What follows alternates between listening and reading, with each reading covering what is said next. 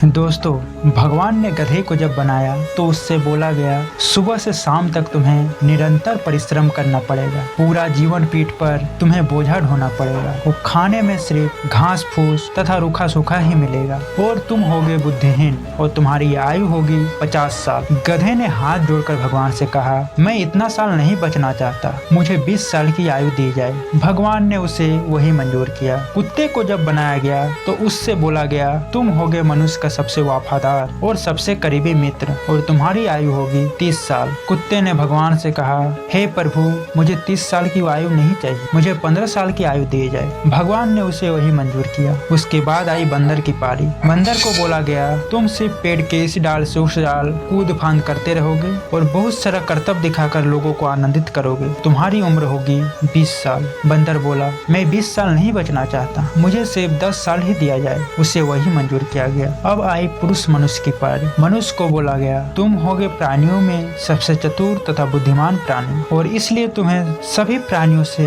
सर्वश्रेष्ठ घोषित किया जाता है और तुम्हारी आयु होगी 20 साल। तब मनुष्य ने हाथ जोड़कर भगवान से कहा कि 20 साल की आयु बहुत ही कम है। हे प्रभु, मुझे वो जो गधे ने 30 साल की आयु लोड लेने से मना कर दिया था वे मुझे दिया जाए तथा वो जो कुत्ते ने 15 साल लुटा दिए थे वो भी मुझे दिए जाए और वो जो बंदर ने 10 साल कम लिए वो भी मुझे दिए जाए। 20 साल का आयु सच में बहुत कम है, मैं दीर्घायु होना चाहता हूँ। भगवान ने उसे वो सब मंजूर किया। तब से पुरुष मनुष्य की तरह जीवन व्यतीत करते हैं 20 साल। उसके बाद का 30 साल का जीवन संसार का बोझा पीठ पर लिए ढोता रहता है, ठीक गधे की तरह। उसके बाद का 15 साल उनका बेटा बहू जो देते हैं, ठीक कुत्ते की तरह एक कोने में पड़ा रहता है और 3 वक्त का खाना खाकर अपना जीवन व्यतीत करता है। उसके बाद बुढ़ापे का समय ठीक बंदर की तरह। जिस तरह बंदर पेड़ के इस डाल से उस डाल होता रहता है, उसी तरह कभी बड़े बेटे के पास तो कभी छोटे के पास और